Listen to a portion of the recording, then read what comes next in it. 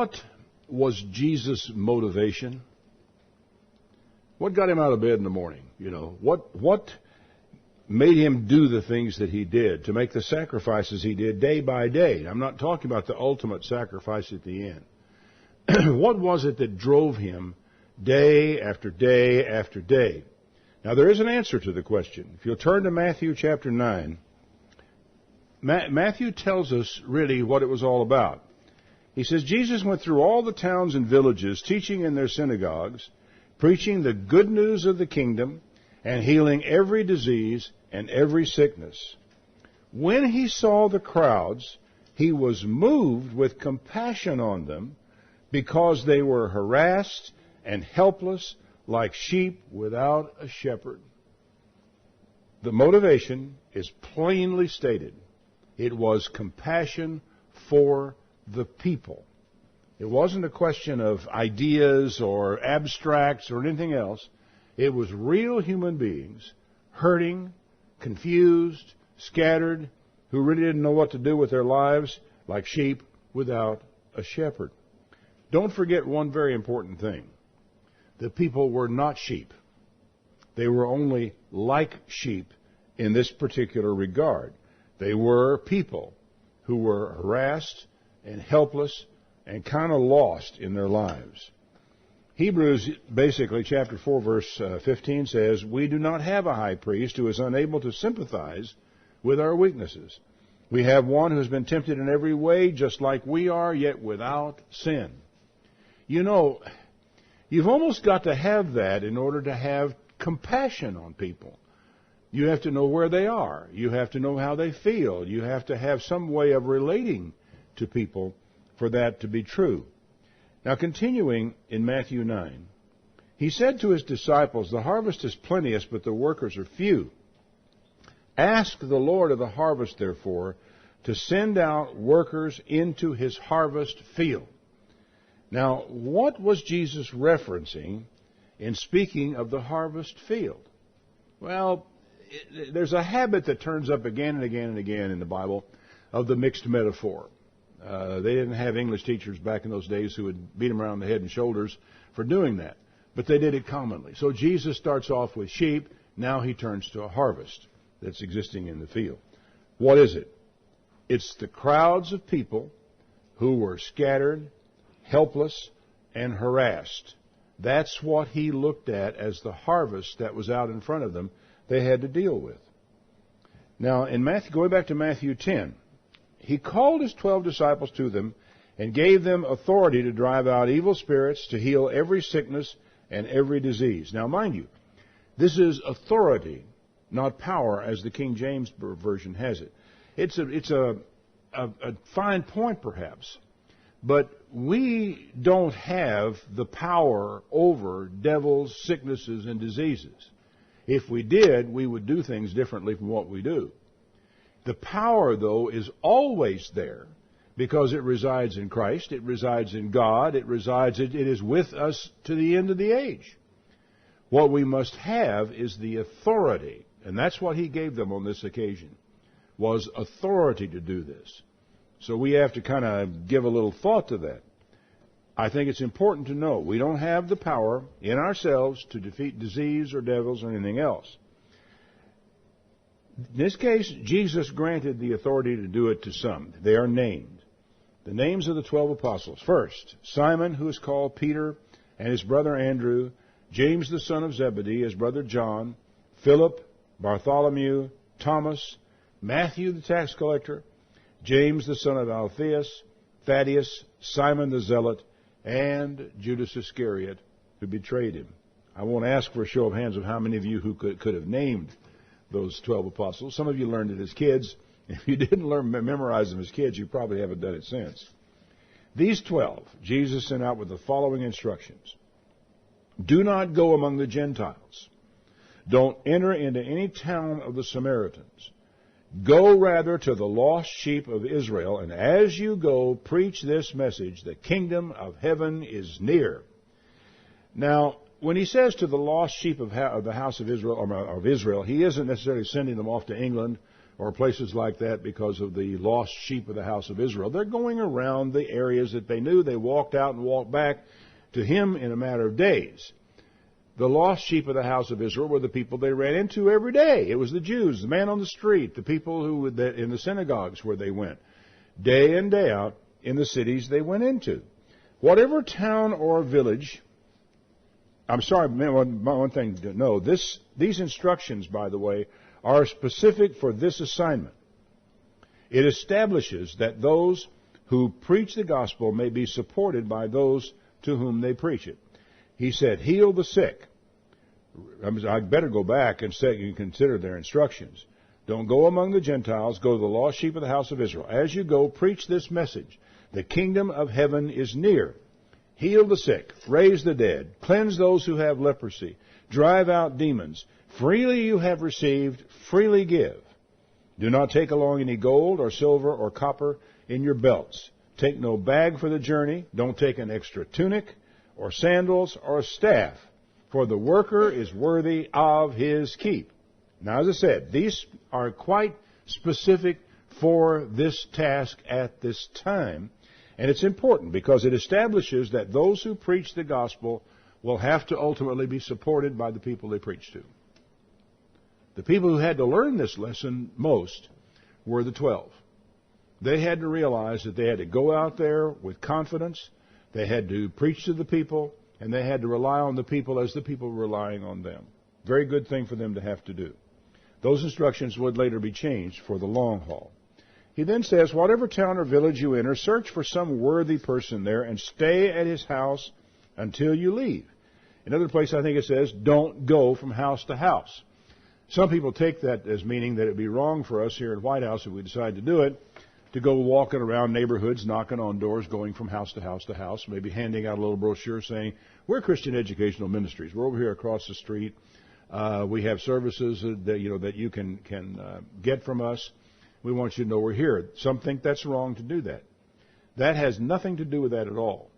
The statement, don't go from house to house, means basically when you go into a town, find a place to stay and stay put.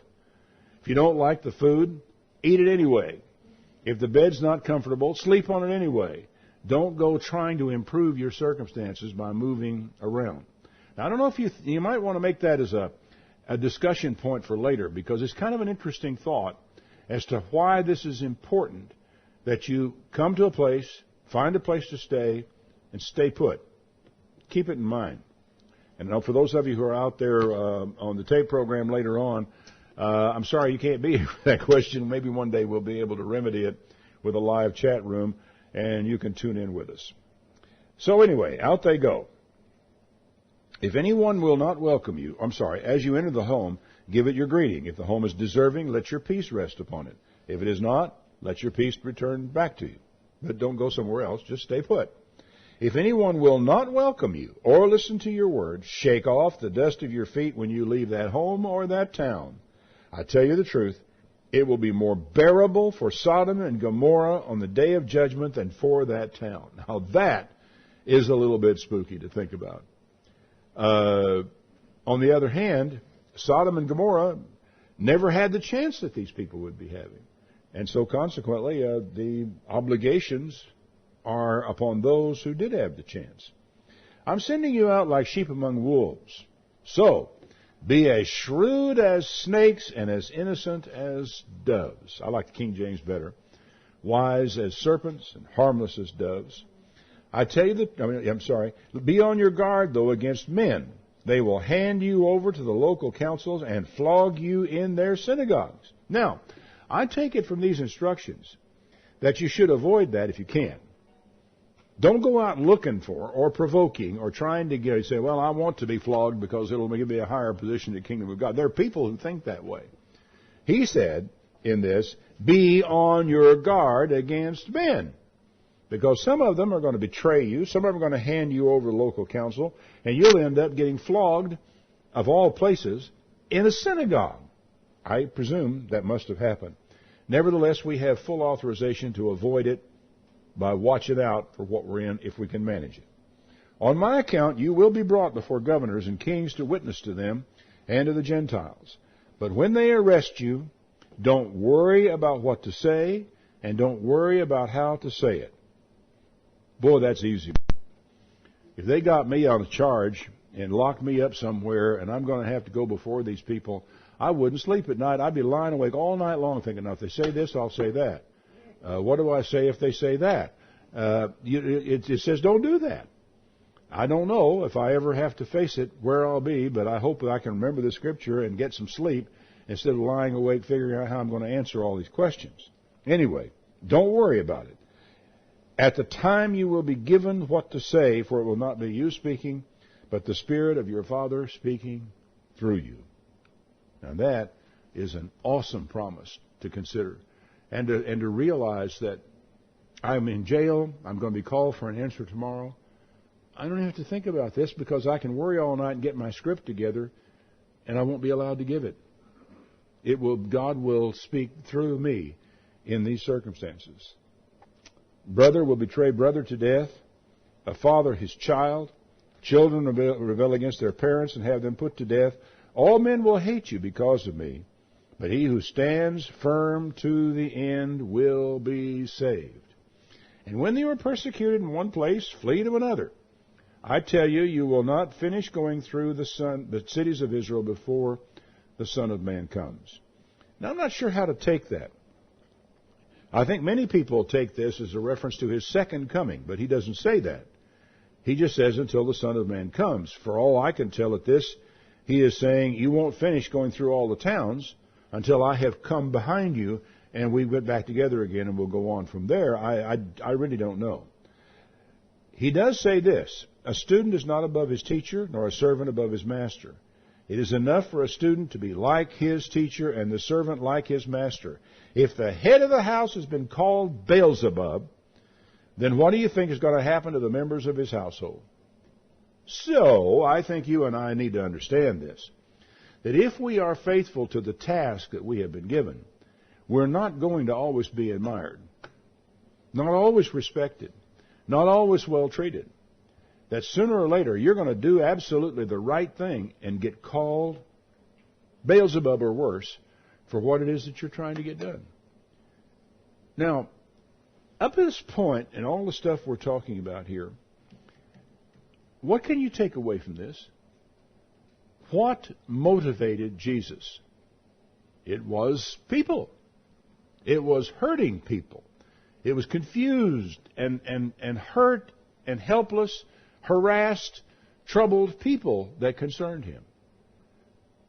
And I don't want to put too fine a point on it, but it wasn't doctrine. Doctrine is good and doctrine is right and so forth, but we're not thinking about that. If we are thinking about it, we're thinking about it only in terms of the people, not in respect to some abstract idea that we want to argue with one another about.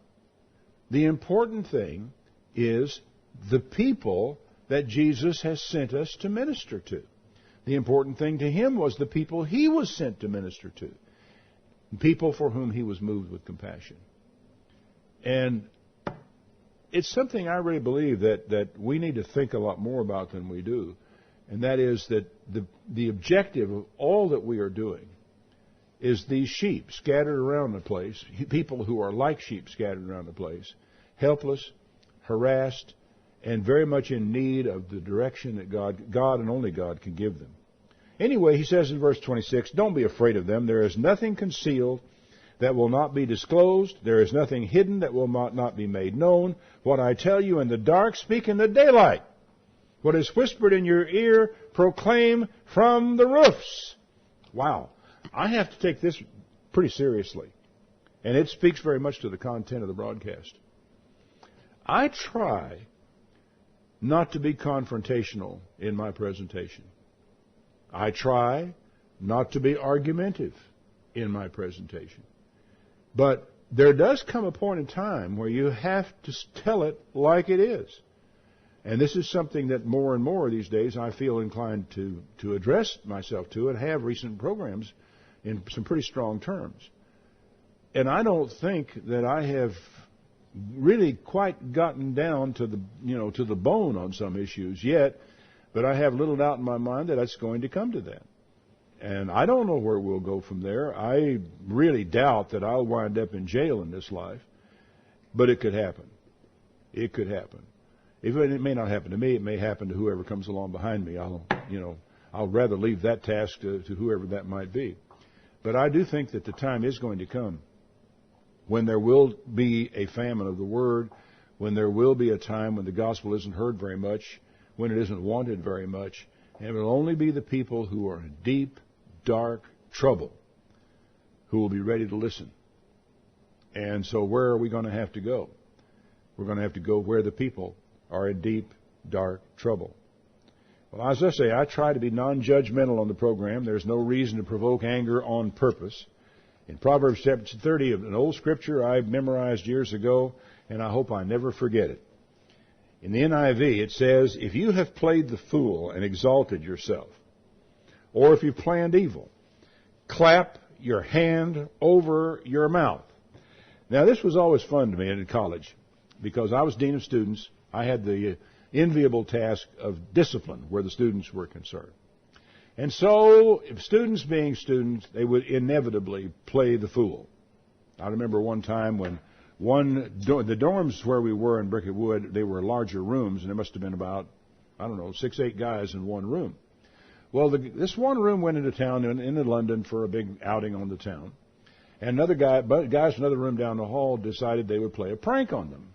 They went in, broke down the beds into bunks, and moved them completely out of their room, leaving their room completely empty. Guys came back from a night on the town, late, tired, worn out, marginally sober, only to find that their room was empty. Guess who got to hear about this the next morning and deal with it? So I lined them all up in a hallway, and I walked up and down the hallway talking to them about that. I quoted this scripture here, about how it is a sport to a fool to do mischief.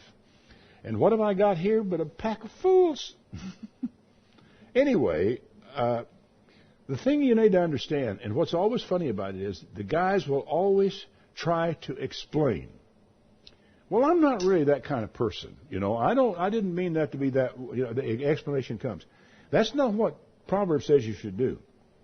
If you've played the fool, if you've been stupid, shut up. Why? Because if you'll shut up, people will forget it. But every time you apologize, explain, now there are times when apologies are due. But most of the time these apologies are to rescue our reputation, not to really try to undo harm that's been done. Every time you mention it, you are embedding it deeper in that other person's mind and making it harder to forget. So, what do? Well, this is very good here. Actually, King James says, lay your hand on your mouth. The NIV says, clap your hand over your mouth. For, as churning the milk produces butter, as twisting the nose produces blood, so stirring up anger produces strife. What a lesson. I mean, the book of Proverbs, every time I go through it, I end up feeling like a fool. At the same time, I end up feeling terribly blessed because of the wisdom it has conveyed to me, the answers to so many of life's questions. And, so many of the problems we have will be solved if we can learn one important lesson. Shut up. Easy, you'd think. But boy, it's not done very often. Do not be afraid, Jesus went on, of those who kill the body but cannot kill the soul. Be afraid of the one who can destroy both soul and body in Gehenna. Hell in this passage is Gehenna, a place near Jerusalem where bodies were burned. Not everybody who died, by the way, was buried. Some people were disgraced and their bodies were burned. Now, again, you realize what he's trying to tell the 12 here. And the 12 were told to go out and teach us to observe everything they were commanded to do. Is that, you're going to face dangers from time to time. And I don't want you to go out there being afraid of the danger. Again, frankly, I can honestly say I'm not really afraid. I just feel that common sense calls for me to be non-judgmental in the way I produce some of these things, be able to present some of these things out there. I think I win more people over that way than I do by getting in their face. But no matter how you go about it, you're going to generate opposition. It's interesting to me in a way that I can tell when I'm actually beginning to get something done. by the letters that come back that are mad at me. And they're not angry with me because of the way I said it. They're angry with me because of what I said. So I realize that if I'm beginning to pinch a little bit here and there, maybe I'm doing my job after all. He said, "Are not 2 sparrows sold for a penny? But not one of them will fall to the ground apart from the will of your Father. And even the very hairs of your head are all numbered. So don't be afraid. You're much more valuable than many sparrows." This really requires a lot of faith on our part, to really believe that we are far more valuable to that, and not one thing will happen to us that He doesn't know about. Not one thing will happen to us that He doesn't allow to happen to us. And that all things work together for good to those who love God and are called to it according to His purpose. Even the stripes laid across our backs from time to time are for our good. And I don't have very many visible marks to show for it, but I sure got a lot of them in the heart and the soul over the years of the lessons that I've been taught in this way. Now, whoever acknowledges me before men, him will I acknowledge before my Father in heaven. Whoever disowns me before men, I will disown him before my Father in heaven. That is another piece of strong stuff. And the time comes when, are you a Christian? Do you worship this Jesus of Nazareth? The only correct answer is yes, regardless of what it costs. We cannot afford to deny Him, as Judas did, or as Peter did, actually. Do not suppose that I have come to bring peace on earth. I did not come to bring peace, but a sword. For I have come to turn a man against his father, a daughter against her mother, a daughter-in-law against her mother-in-law, and a man's enemies will be they of his own household. We just have to realize that with all the message of peace that we have, that we carry about, it isn't going to always produce peace. Sometimes it's going to be very painful.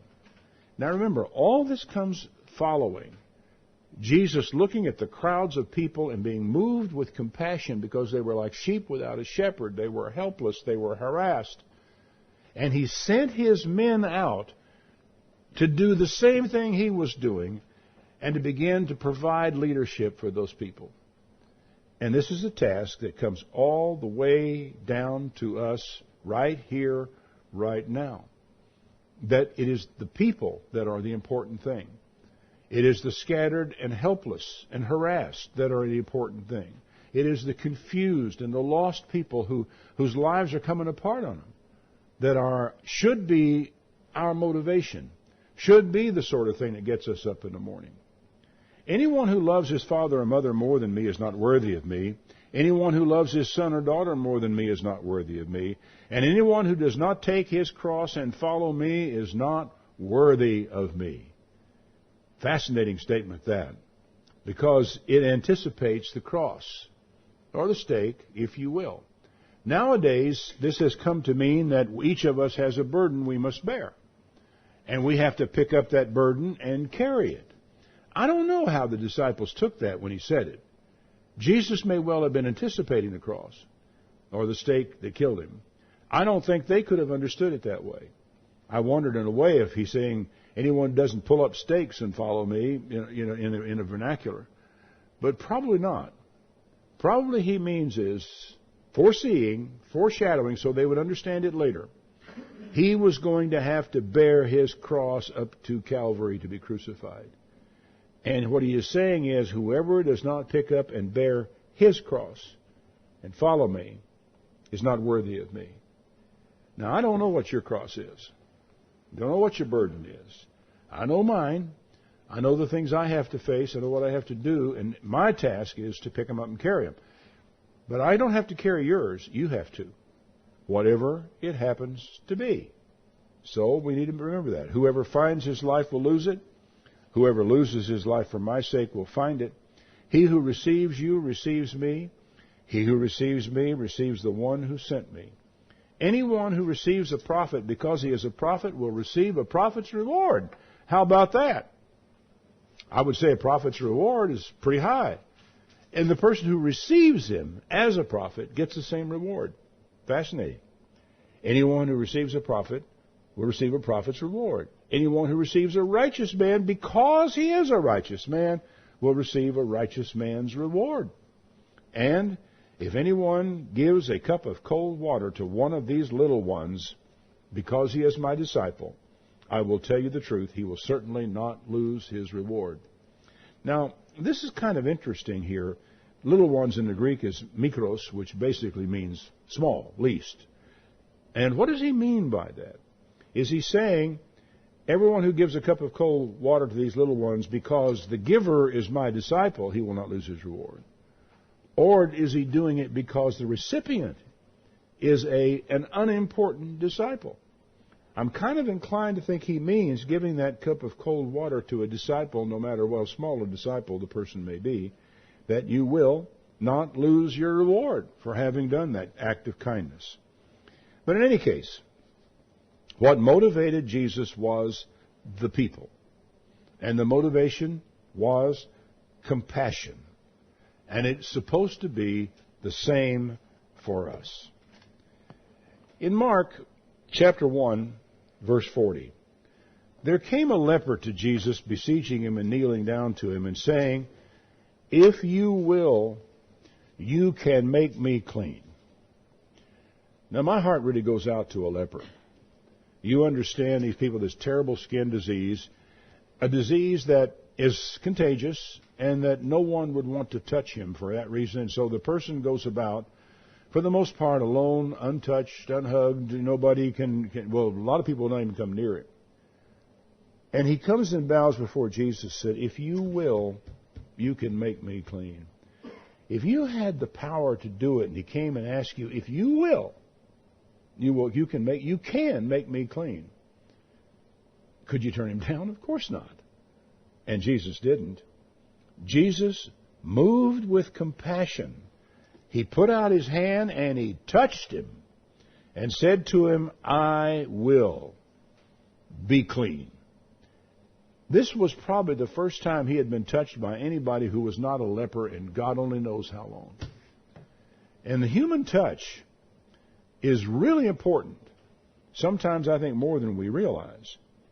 As soon as he had spoken, the leprosy departed from him and he was cleansed. I can't even imagine what that looked like and what it would feel like, because he had to feel his skin changing immediately all over his body when Jesus said that word. And Jesus straightly charged him and sent him away and says, don't say anything to any man about this. Go, show yourself to the priest, offer for your cleansing what Moses commanded as a testimony for them. The whole idea is the priests were the public health authority.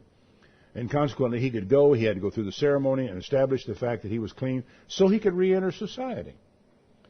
But the man went out and began to publish it all over the place and blaze abroad the matter, insomuch that Jesus could no longer openly enter the city, was outside in desert places, and they came to him from everywhere.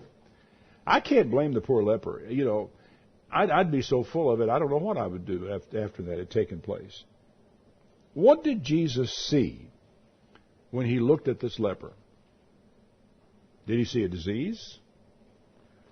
Did he see a man made in the image of God, afflicted with a terrible disease, and one that isolated from his family and from friends and even from society and from lovers? Well, Jesus felt for him, I have no doubt. And as I read these passages, I am struck by what Jesus' objective was in contrast to ours. I don't know if we thought about it very much as to what our objective is in pursuing our faith, pursuing our religion, in evangelizing in the world, and all the stuff that we are doing. I wonder what it is. Jesus' motivation was not a theology. It was not an idea. It was not a doctrinal nicety. It was not a hidden truth which he's here to expose. His objective was hurting people who are harassed and scattered like sheep and who had no help. That's what his motivation and his objective was. Now, people like me have to be really careful about this, because we are motivated by ideas. We're motivated by the search for the truth. And it's also all too easy to forget that the motivation of Jesus was people. And that the truth, the doctrines, the theology, and all that are oriented around and directed toward the salvation of people, not only in the future sometime, but here and right now. What motivates people to give up part of their feast every year to teach for YEA, I wonder? Because they do that. I don't think we have 80 of them teaching in YEA or something like that one year? 50? Yeah, about 50. What motivates those people to do that? Give up hours of their time and of their feast to go to YEA. YEA, for those of you who may not know, is what amounts to a Sabbath school class done every day during the feast, before services. They do that. Well, the reason they do it and what motivates them is the little people made in the image of God who are in danger of becoming lost, harassed, and helpless. That's why they do it. And that's why we make the sacrifices we do here at CEM, to try to create these programs, to make them available for people, to reach out there and try to help people make sense out of their world. People who have, through no fault of their own, been harassed and lost and helpless. Now, today is the 7th day of the 49 days leading up to Pentecost, Sabbath number 1 of 7. In the metaphor of the festivals, these are the days of harvest going on right now. The harvest is not someday, it is right now, and it's people. When Jesus was at the well in Samaria, you remember the incident where he met the woman at Jacob's well? In chapter 4 of John, verse 31, his disciples came back to him after the woman had left and said, "Master, have something to eat." He said, "Boy, I have meat to eat that you don't know a thing about." The disciples wondered. Others said, "Well, I wonder if somebody brought him something to eat." And Jesus said, "No, my food is to do the will of him that sent me and to finish his work." You guys stand around and say, "Oh, there are only 4 months now, and when comes the harvest?" I say, look around you, boys. The harvest is here. The field's already white unto harvest. He that reaps receives wages and gathers fruit unto life eternal. Both he that sows and he that reaps may rejoice together. And herein is the saying true. One sows, another reaps. I sent you to reap whereunto you bestowed no labor. Other men labored, and you have entered into their labors. What's he talking about? Oh, he's talking about the prophets, all those people who came before, the prophets, the teachers, the people who understood the Bible and who taught it. These are the things that he took the time to tell these people. It's all too easy, I think, to look around the society and deplore what we see. I have the sometimes unpleasant duty of pointing out what I see to people and talking about the reasons why it is so. But in fact, these are real people out there who are scattered, who are harassed, who are helpless, and don't understand. Now, there were times when Jesus was moved to anger, but not at those people. For those people, he had nothing but compassion. I mentioned earlier that Jesus would later change his instructions to the disciples about their preparation. It's in Luke chapter 22. Late in all the events, he says this in verse 35, Luke 22:35. Jesus asked him, "When I sent you out without a purse or a bag or sandals, did you lack anything out there?" "No, nothing," they said. He said, "Well, now if you have a purse, take it. Also a bag. And if you don't have a sword, sell your cloak and buy one. It is written, he was numbered with the transgressors, and I tell you, this must be fulfilled in me. Yes, what is written about me is reaching its fulfillment." Now, there are those who believe that this buying a sword was only to fulfill a prophecy that he'd be numbered among the disciples. I don't think so. They were being sent out in harm's way. They were not being sent out to fight the government. They weren't sent out there with a sword to fight against soldiers and what have you. They would need money, and they would need protection from bandits, because travel back in those days, folks, was on Shanks Mare for the most part. You walked everywhere you went, and many of the places you went, you were way out alone somewhere where there was nobody around to help you, and no officer, no police. Remember the story of the Good Samaritan? That's what he's driving at. I think they still had to go, and they had to take their chances out there. But it was okay for them to take a sword along. It would act as a deterrent to some foolish person bothering them. And what was the motivation of sending these guys out there in harm's way? Sheep?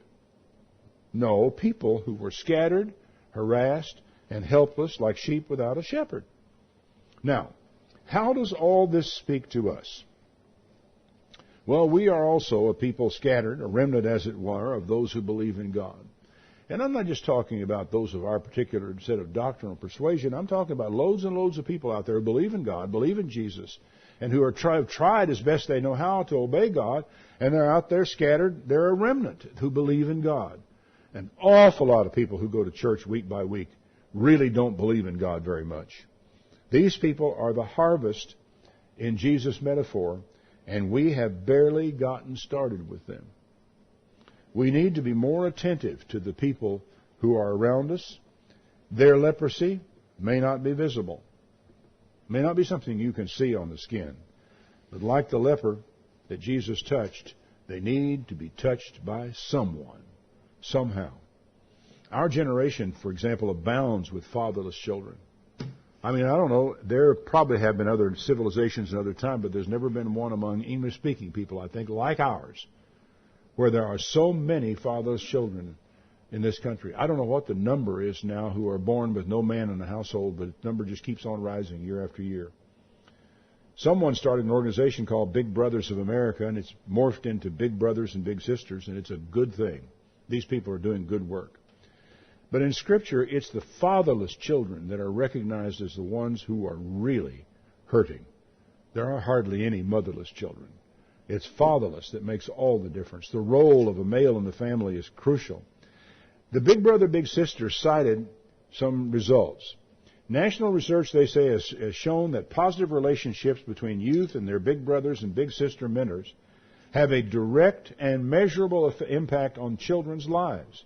By participating in our youth mentoring programs, little brothers and sisters are more confident in their schoolwork performance, able to get along better with their families, 46% less likely to begin using illegal drugs. That's a significant number, folks. 27% less likely to begin using alcohol, 52% less likely to skip school. Big sisters is a good idea, but the greatest danger to society these days is the hordes of children who are growing up without a man in the house. Now, granted, I'm not necessarily advocating you join Big Brothers and Big Sisters. I'm not necessarily advocating starting a new organization. What I am advocating is open your eyes. Look around. See who's there. How many people are there who attend church with us or come to the feast with us where there is no father in the household of a child? And are there things that we can do to make a difference in those kids' lives? Malachi 4, verse 5. Behold, I will send you Elijah the prophet before the coming of the great and dreadful day of the Lord. And he will turn the heart of the fathers to the children, the heart of the children to their fathers, lest I come and smite the earth with utter destruction. You know, there's a little something in that verse that I had about come to conclude, is that when God says, I will come and smite the earth with utter destruction, He doesn't really mean that He's going to even lift a finger. He doesn't have to. If you continue down this road where the hearts of the fathers are turned away from the children, utter destruction is the natural result. He just won't stop it, and thereby accept responsibility, I guess. Well, I don't know what your talent is. I don't know what your calling is. I don't know how God intends to work through you. I only know that we should be motivated by the compassion of Jesus Christ for the people.